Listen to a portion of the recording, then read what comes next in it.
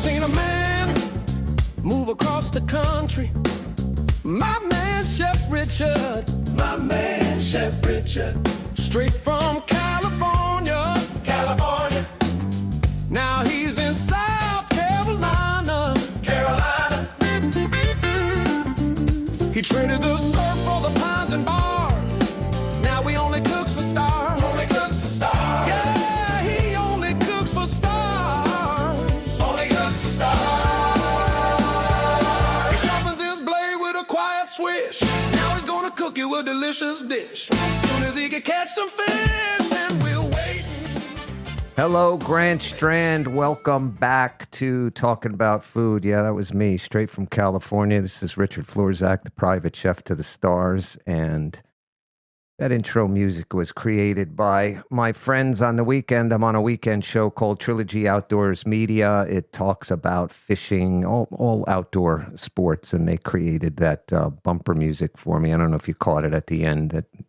That's sort of an inside joke. It says as soon as he catches some fish, which rarely happens. But I'm grateful to be with those guys, all great fishing boat captains. And they've taken me under their wings and they've just been incredibly inviting, and I like doing the show. But right now, we're going to be talking about food. You know, it's been a while. This is the first episode of season 2. I took a break. Frankly, I got tired of begging people to come in. I understand that a lot of the people are busy. I get that, but a lot of times I don't get calls back or whatever. And then it started becoming not fun. And, you know, for 25 years as a private chef to some of the biggest celebrities in the world, I jumped through hoops for many years. For 25 years, I jumped through hoops for people to get the job done. And I could tell you some stories. I'd probably be sued, but I won't do that. But I could tell you stories you just wouldn't believe. So, but what got me interested in getting back to the podcast world was I have had this affinity for food trucks for a long time, ever since I lived in Los Angeles.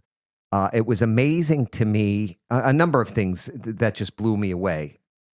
They are the hardest working people in the food business. And at any moment they could just give up because the job entails just constant hard work day after day after day. And they keep at it. And it just blows me away. But one of the other things that I found that was really, really cool was I watched the food truck explosion in Los Angeles. I mean, it just seemed like it came out of nowhere.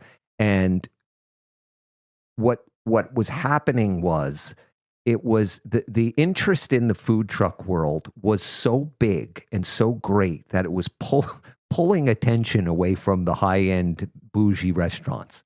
And you had these people, even some of the chefs in these high-end restaurants started talking about food trucks.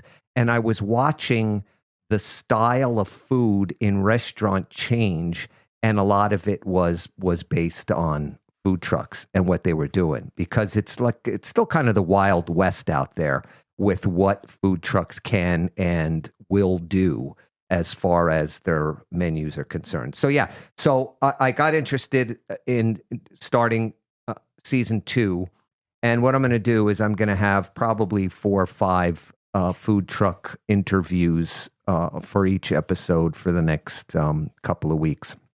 So after all of that bloviating, let's get to the important stuff. I discovered the Clever Cleaver through another food truck who's been on the show, Mike from Project Smashburger. He said, you got to check out the Clever Cleaver. And he gave me the chef owner's name and phone number. His name is Tommy Festa. He's in the studio with us today. Tommy, welcome to Talking About Food. Thanks for having me. I just got to ask, how'd you get started? I mean, yeah, tell the listeners how you got started. You're not from Murrells Inlet. Correct. So we moved to South Carolina in August of last year. We came here from upstate New York. We've been in business since 2016. We built the business during COVID, basically in an attempt to survive the food industry. You built the food truck business, Correct. but Yep. you had a business before that. We had a business during that, actually. We had the food truck before we had our brick and mortar. Oh, is that right? Yeah. Oh, So one supported the other more than you Yeah. can imagine. yeah, of course. So we originally, I was a chef for numerous restaurants. During the time of COVID, we were really struggling. We turned into a to-go business in the place that I was running, and it was successful, but it wasn't my own. So my wife and I came up with a plan to buy a food truck and give it a go. So you went from working in the restaurant to buying a food Correct. truck. Yep. So then what I'm hearing from you is the food truck got successful enough where you bought then a brick and mortar. Yeah, we opened a pizza restaurant along with keeping the truck. The food truck has always been ahead of everything else, in my opinion. How do you mean that? The overhead, the ability to move where the work is. Me personally, I've been in the food industry my entire life. It's easy to get kind of bored at the same routine when you work for an owner who doesn't see an issue with a menu because they're making money every week. Right. It's hard to get them to make changes to kind of feel like you're doing something. Yeah. In the food truck world, it's a completely different Yeah, thing. yeah. It's like I said, it's like the Wild West. Yeah, which is what one of the main things that I love about it so much. Go ahead. And we actually we built the original Clever Cleaver. We kind of built the premise on that. For example, Mike does a great job at being a smash burger truck, and I've got lots of friends that Nito's empanadas and lemons and dough. They do lemonade and donuts, and they do a great job at what they do. My initial idea was to build a truck that didn't have a style, so that we can kind of do whatever we want. We always had a chalkboard or a dry erase board menu. We changed it up. I would call events. They would say, "Oh, we have a burger guy. We have a sausage guy. Well, what don't you have?" And then we'd build a menu accordingly. Also have the ability to tie in my catering background into the food truck, where we go and do things nobody does. We do meal deal dinners, like dinners for $40. We do pastas. I've done prime rib on the truck. I mean, there's not really the sky's the limit. I have a full kitchen in my truck. So if I find a need for something, when we initially started, our number one hitter was lobster rolls, and we did elote corn nugget bites that were loaded. Now they're no longer on the menu here, but initially that was the first two items that blew us up.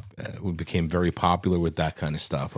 We moved on to other things, and when we came to South Carolina, we kind of took a different approach because basically we're starting at the bottom again, and needed some sort of a menu build that would fit with everything that's going on around. Right. But at the same time, you still are eclectic, Oh yeah. right? Oh yeah. But just so the listeners know, correct me if I'm wrong, there is still a sort of definitive menu that you have where people know if they want a burger or they want a cheesesteak, they can still get that. But then you change it up once in a while. Correct. Yeah. So I've tried to pull. It's like a running joke in the family. Everybody loves the burgers except for the guy cooking them. I never really wanted to be a burger truck. Right. But at the time when we added it to a menu, we added it for an event we did in New York, a weekly event where there was a very prominent burger truck that had filled the void for a long time and then stopped going to that event, and people were like craving burgers. So I said, all right, let's run a couple burgers. Right. And it just blew up. So when we came here, again, same thing. We use USDA Prime 7-ounce burgers. They're monster burgers. There's nothing frozen. It's like, it's restaurant quality. People aren't used to that. We bring in our roll special from a bakery that's been making them for us for 10 years. We do a lot of things that are kind of different than what's around, which gives us a unique twist. Having said that, these menus are still on whiteboards, and I still change them up all the time. There's just certain things, if I pull, people will give me crap for it. Yeah. Yeah. But if somebody is not the adventurous type, they like your burgers or they like your Philly cheesesteak, that's gonna be on there For the most part, yeah. Which it seems like from a chef's point of view, you have the best of both worlds because you make people happy. with the standard items that everybody's going to want to watch for, like I said, the people who aren't that adventurous. But then you've got another side of the menu that can keep changing, and you can just keep experimenting and stuff. Yeah, it's really fun. It also allows us to kind of move in and out of different events. So I was just talking to a friend of mine who owns a food truck, and he asked me what the point is. A lot of people that are in the business think I'm crazy because there's so many items on the menu. And 9 times out of 10, you'll only find my wife and myself in the truck. It's not like we have a ton of employees there, but there's lots of moving parts with a big menu in a food truck like this. But the reason why I did it like that is from the beginning is we have we're a family of 7. We have 5 daughters. And when they were young, if we went out somewhere and there was food trucks, we would wait in 7 different lines so everyone would get something. My truck is built for those families. So you can come up, everyone can get something. You wait in one line, so I've kind of always geared it towards what we experienced out there. And I've done that in my career, my entire life. Picked up some notes from restaurants that were doing it right and from restaurants that were doing it wrong, and tried not to recreate that. And I think that's where the menu comes from. Yeah, which is you answered my next question, which was how did you devise the menu, and you just explained it. When you add some of these different dishes, a little bit more eclectic, do they always go over well? Maybe that's a dumb question. It's always the opposite of what I think. It's unbelievable. Yeah. It's like the fried caprese app, which has been on the menu from the very beginning. It's a take on the caprese tower or the caprese appetizer that you've seen a million different restaurants. Instead of just a fresh mozzarella, it's breaded fresh mozzarella and fried. And then it's over some greens, and it has tomato bruschetta, and so like some of these things from a food truck perspective, some of our customers will walk up and be like, what's bruschetta? Like they have no idea. So the running joke is it's Italian salsa, and my my mother, God rest her soul, she'd smack me for saying that, but that's classic. That's great. So some of those things, like when I first put it on, I thought, it's going to be too specialized. Maybe I'll hit one. We haven't been able to take it off the market, and here it's just as popular as it was there. Can you think of one item that you put out there that you thought, man, this is gonna kill? I always think about it whenever I have a good collapse. Whenever I have a good idea, I always think about. It's called the fried antipasta, and to be honest, it was a delicious setup. It was zucchini flour stuffed with cheese. It was our own style of a breaded mozzarella. It had a fried calamari. It was kind of like and it didn't go. Oh. I tried it a couple of different Italian things and just didn't go. So, I've often said over the years, 25 years as a private chef, that I in the private chef world, which is different than your world, you people come to you for what you cook. When you're in the private chef world, you go to them to cook what they want. Right. But I would always try to, put out maybe like a second entree just to be able to expand my repertoire of what I would be cooking for them. And a lot of times I would say, I don't know if they're going to like this. They'd love it. And then there were those times where I'd say, this is going to blow them away, and I'm really proud of it. And they go, Yeah. So I get the feeling. Do you have any traditional training? So school-wise, no. My training was my parents owned a supermarket when I was a child, and I grew up next to the butcher, next to the seafood guy, next to the deli guy. So, I mean, that was my training. Yeah, and that always impresses me. It happens a lot and I can do a whole show on, classically trained chefs as opposed to people like yourself who are self-taught and, you went to the school of hard knocks for sure. in the restaurant business. Do you have issues with running the food truck, the city, any kind of stuff like that? Oh boy, this would probably be a whole nother episode. Yeah. I feel like in order to put this into words without trying to be disrespectful, because I'm not by any means, I feel like the state of South Carolina, especially Horry County, is in the position that upstate New York was back in COVID. Yeah. Where food trucks had to be out. They needed them because the restaurants couldn't be opened. And it was an opportunity to let people eat and get people outside. And they kind of used us more than they utilized us. But there was a lot of red tape and loopholes, and each municipality were coming up with different situations instead of more of a structured guideline. And it was challenging, to say the least. We're right back at that here. Yeah. This is like City of Conway versus Aner, for example. Aner has a $500 a year permit structure where you can set up wherever you want, provided you have permission from the landowner to set up on their lot. Very easy. Pay the fee. Seems pretty simple to me. Go out and do it. Conway, City of Conway, has a $100 fee for every location you want to vend at. It has to be approved. Can't be city property. You need a letter from the landlord, but it's $100. That includes going to the schools that are falling to this to feed the teachers. It can get rather costly on a food truck if they want to have all their permits. Horry County's similar, $100, but zoning is involved. So just so I'm clear and the listeners are clear, if in Conway or Horry County you want to, you let's say you know a business, got a big parking lot, and they say, hey, we'd love to have you set up here. You have to pay the city even though it's there. Correct. That's insane.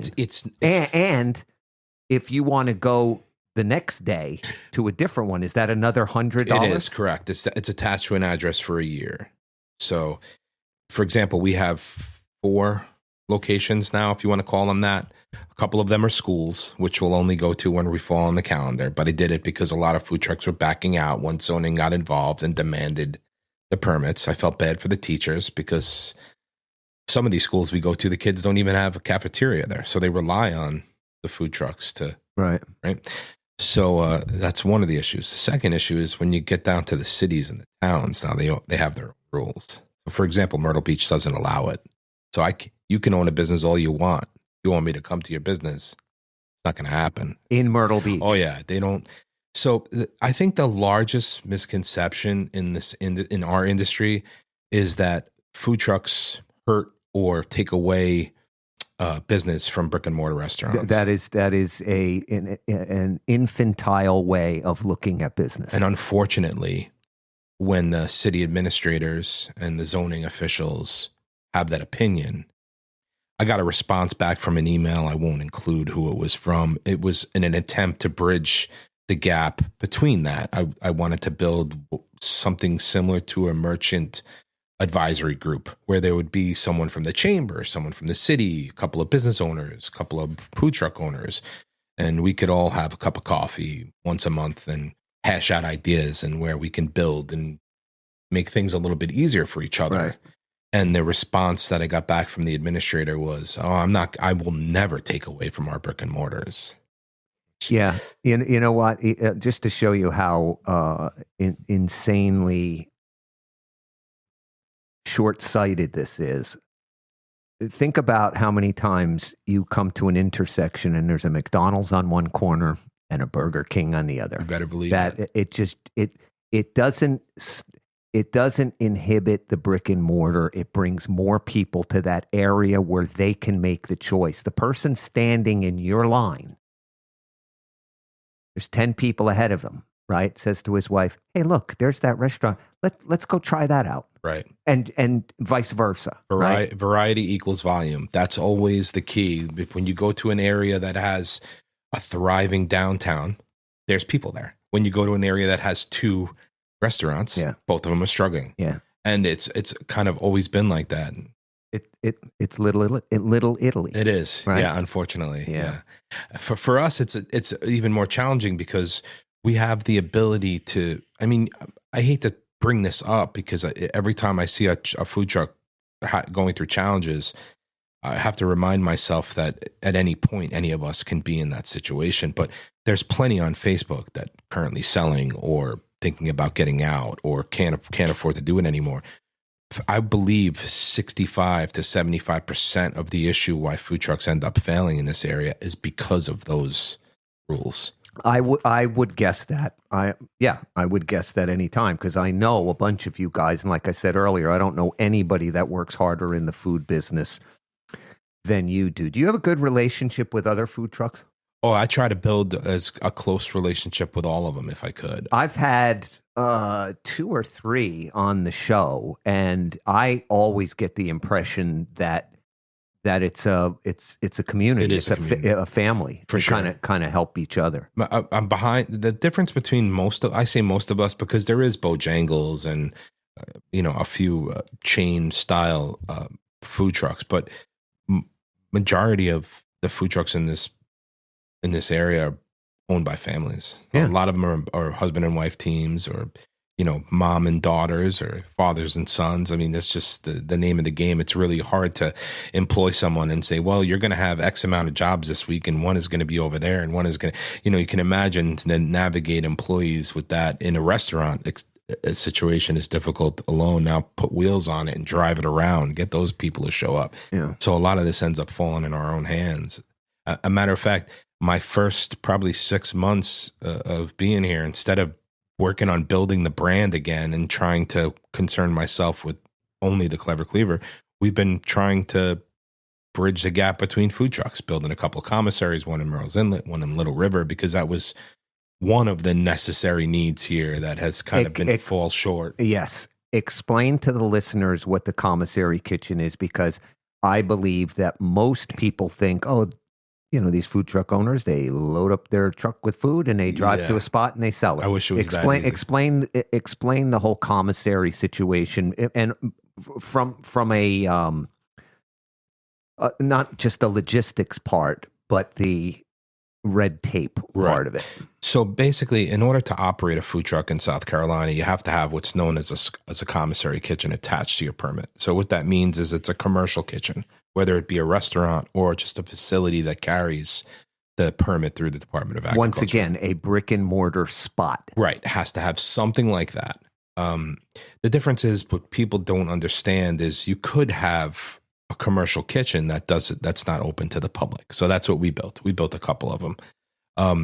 The red tape is just as much is asked of you when it comes to your inspection for your truck. The commissary has even more. So it's 2. It's It is. 2 inspections. It is, yeah. As opposed to a brick and mortar who Correct. has one inspection per year. You must have a ton of nightmare stories. I'm not talking about from the legal end of it, just from the food part of it. I mean, over the years, for us, it's been really positive. The New York situation, we were established. I was a chef there for a long time before I opened the business. So my name was known, my food was known. They were excited to see it. This situation's a little bit different because a lot of people will tell you, well, he's new, which I am new to the area. Right. But I'm in this. I've been in this for a long time. I've seen what they're going through. So when I came at this, I came at it from a completely different perspective because I had a little bit of experience with some of the hiccups. And I understand the zoning and the city, and they have 70 plus trucks in Horry County. But what about some food nightmare stories? Oh, geez. I worked for a caterer one time, and I was taking out this one party. It was a wedding, and we had the wedding cake in the back. And somebody pulled out in front of me, and I stopped short, and the top layer shifted over about 4 inches. Thank God it was a whipped cream icing. So when we got to the venue, we just whipped some whipped cream and just sort of like plastered it in. But do you have stories like that? Oh, yeah, absolutely. I've actually experienced the wedding cake thing. I try not to bring it up at all because I'm still friendly with the wife who will remind me how it happened. I was not driving. It was the baker, but it was definitely a scene. I think the one that sticks with me the most is another wedding job. And we actually were double booked. So I was taking part of the team to one spot, and another individual who was kind of like my Sue was taking another part of the team to another location for another event. And I received a 911 call from them, and I hadn't left from my event yet. So I went back to the brick and mortar where we were doing the catering from. And when I turned the corner, I saw the trailer that we used to haul disconnected from the hitch in the middle of the road. Oh, man. And I had these double stack Cambro rollers that we would leave hotel pans. Yeah. For the people listening, these are heavily insulated warmers that are tall. So you shove sheet pans in there of food and it keeps them warm. Go ahead. Correct. And so one of them had the appetizers and one of them had the entrees, and they were laying down in the trailer.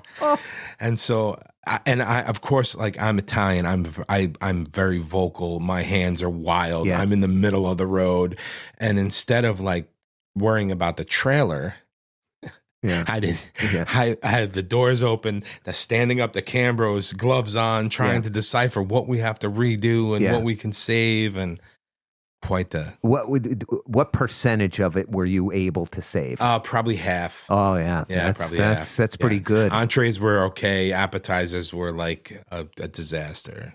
Not the worst experience either.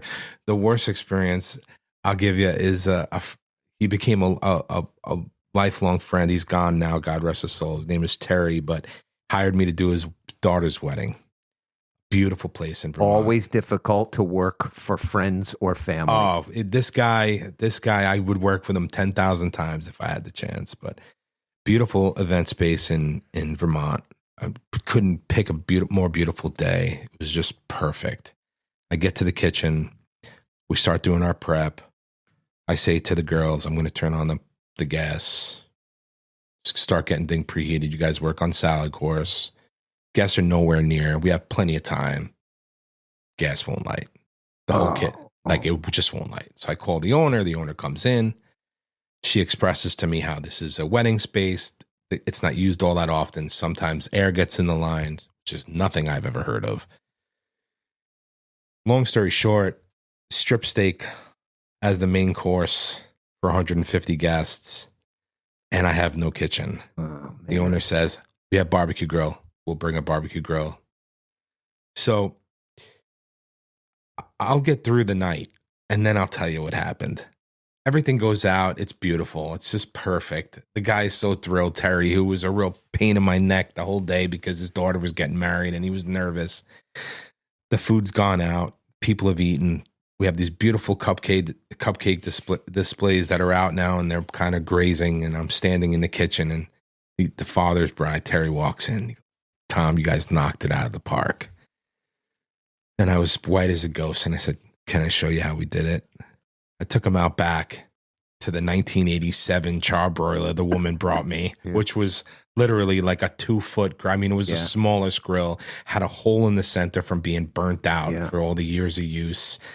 And he couldn't believe it. He just couldn't believe it. Everything had come out of that little rinky-dink grill, and the 2 houses that were on property, we used their ovens for sides and dishes. And you talk about that part of the night is the part of the night that I think always charges me to stay in the business. It must be a mental thing. No, there is something to be said about that. It's a drive that's similar to, and I've heard this a million times, and I experienced it myself at my restaurant.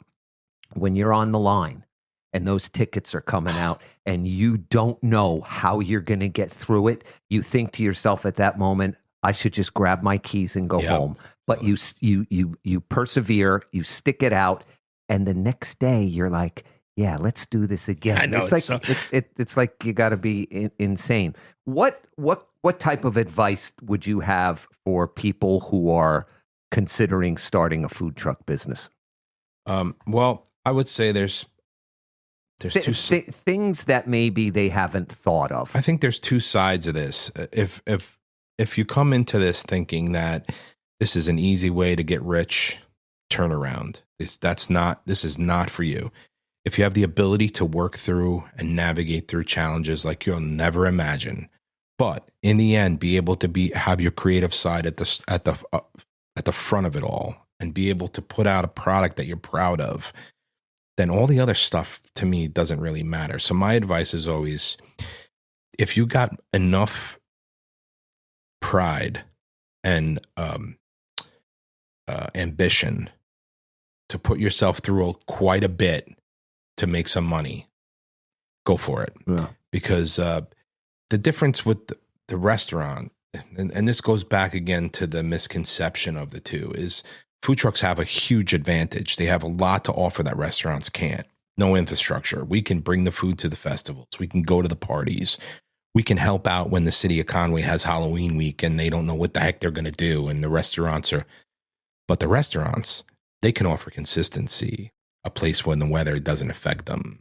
They can do something on the other end. So I feel like if the two sides of the industry figured that out, they would open up opportunities for the food truckers that would in turn bring opportunities to the restaurants that they didn't have in the first place. Right. Would you say that it would be good advice to have them go and talk to the city first so that they know some of the hurdles that they're going to have to climb? To be honest, I think that there's and somebody was just asking about this.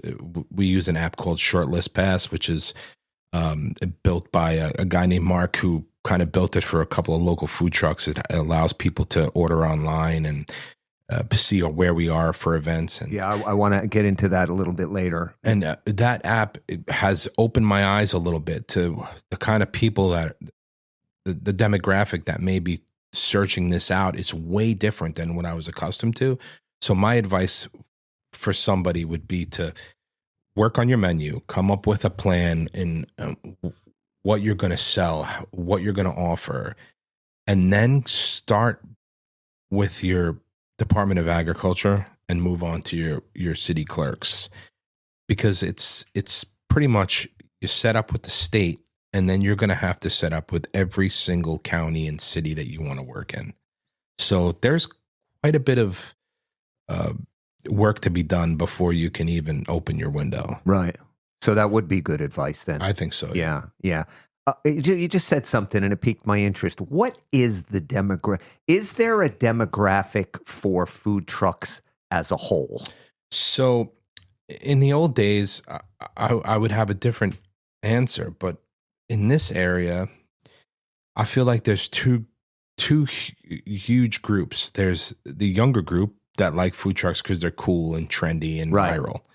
And then there's the older people who like the idea of stepping out of their HOA. And like last night, we went to a 55 and older apartment in Myrtle Beach. And we opened the window and there was a line of 60, 65, 70-year-old people just waiting in line for their food. I think it's nice for them to be able to experience a night out without having to leave their place. I think that's one thing, is they don't want to go out at night. They don't want to sit in huge crowds. Right. They like the comfort of their own home, but they don't want to order to go. It's right. And it seems to be a convenience thing for the older demographic, For sure. but you still see for the younger ones. Oh yeah.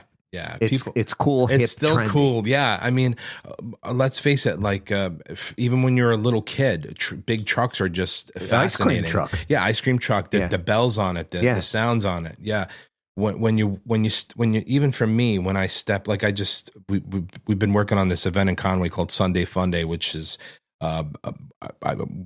myself, my wife, and our friends Chris and Jordan from Lemons and Dough organized this community event. We call it a summer series, where we got some local food trucks and we've got some clowns and some entertainment and a DJ, and we put on this event on Sundays twice a month.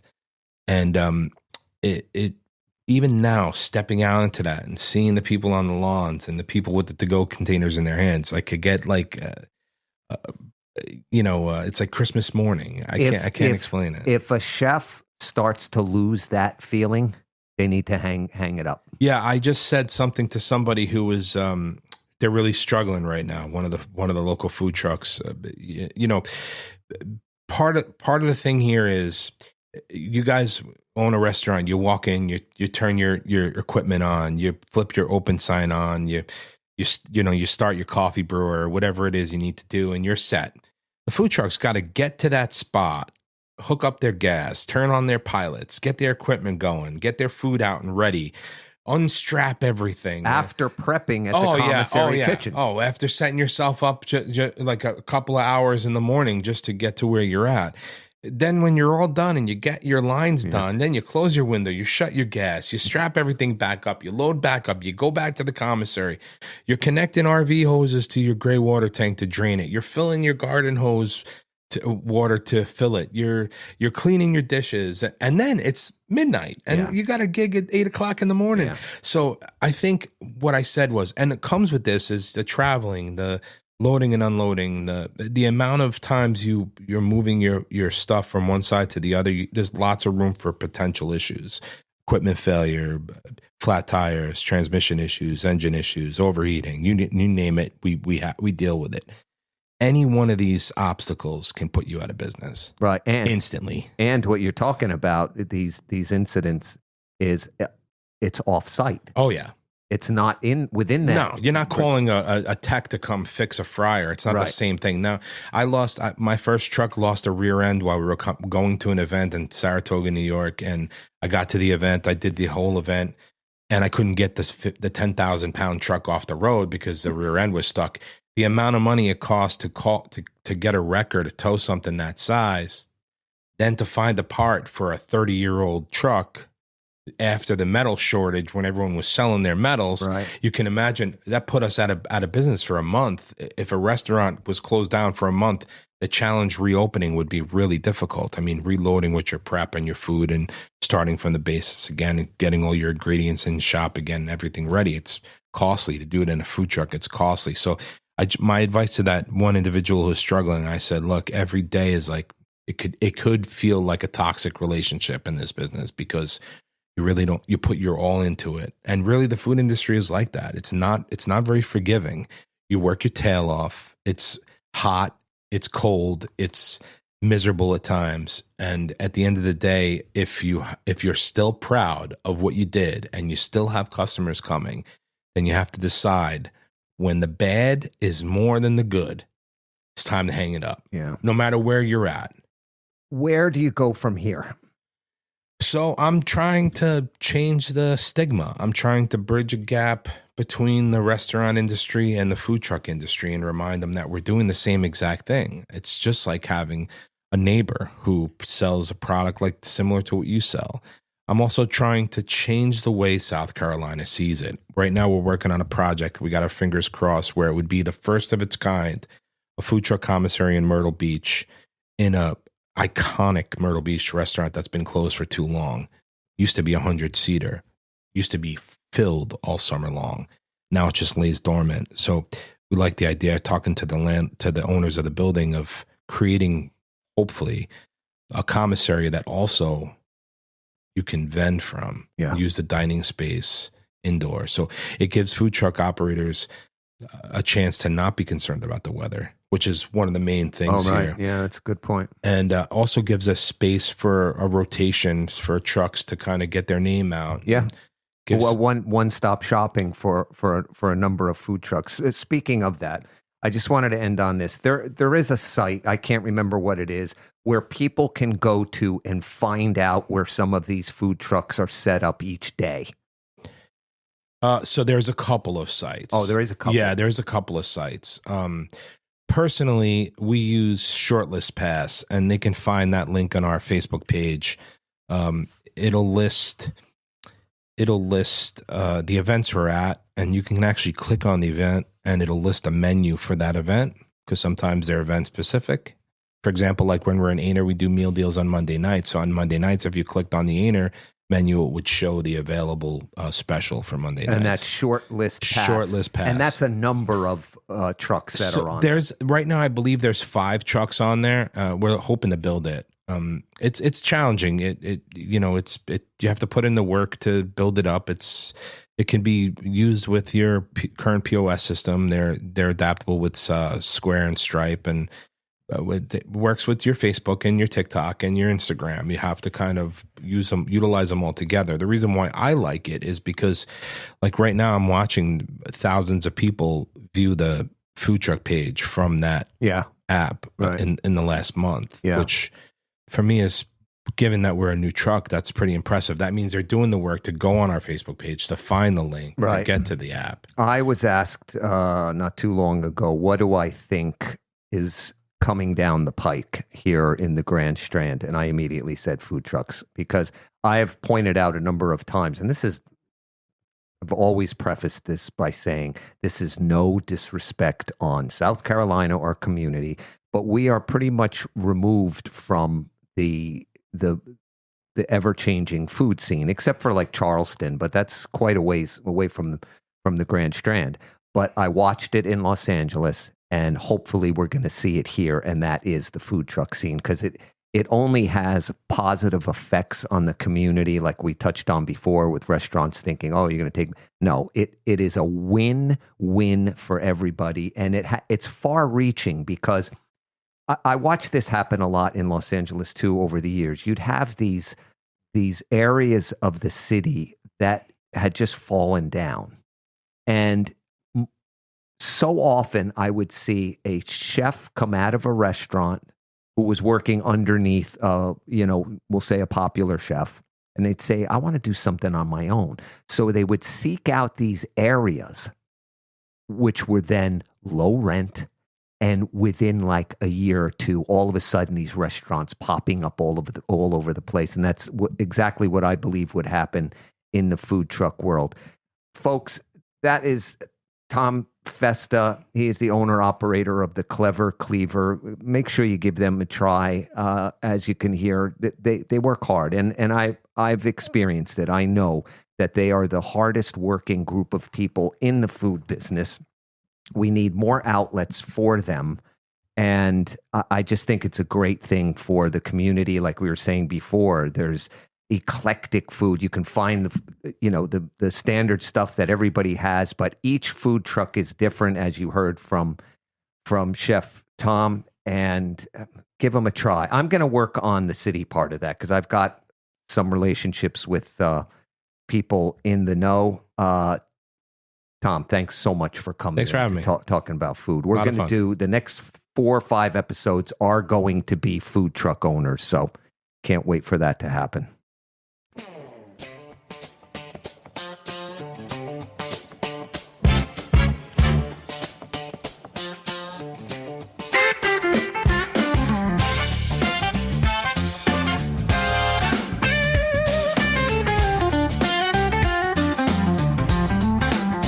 Have you ever seen a man move across the country? My man, Chef Richard. My man, Chef Richard. Straight